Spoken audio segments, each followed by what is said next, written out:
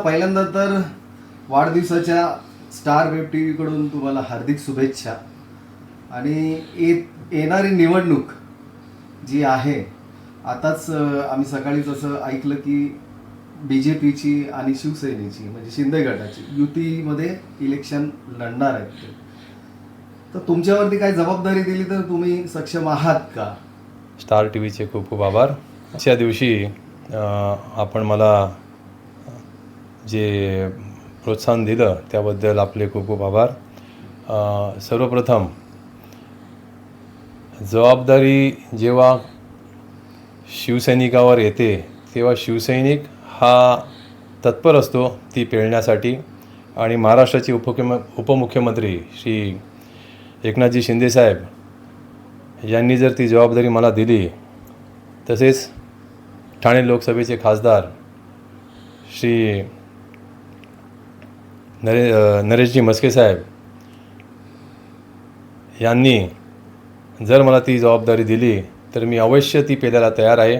कारण लोकसेवेसाठी, लोकहितासाठी, त्यांचे कार्य करण्यासाठी आणि लोकांच्या समस्या ज्या प्रभागातल्या अडीअडचणी आहेत तर त्यासाठी आम्ही सदैव तयारच असतो. आणि ही जबाबदारी जर आम्हाला दिली तर आम्ही सर्व कार्यकर्ते माझ्या पाठीशी खंबीर उभे आहेत आणि ती पेलायला मी तयार आहे. साहेब, आता इथे पॅनल सिस्टम आले आहेत. एका पॅनलमध्ये 4 नगरसेवक. तर त्या अनुषंगाने तुम्हाला काय वाटतं, तुमचा पॅनल किती नंबर आहे, काय प्रभाग क्रमांक आहे तुमच्या पॅनलचा, आणि तुम्ही कुठून इच्छुक आहात? माझा पॅनल क्रमांक 18 आहे. प्रभाग क्रमांक 18 आहे. आणि त्याच्यामध्ये 2 लेडीज आणि 2 जेंट्स आहेत. तर सेक्टर 1, 2, 17, सानपाडा, वाशीगाव आणि काही भाग सेक्टर 7चा असा आहे. तर सगळ्यांना हा नवीनच प्रभाग आहे. तर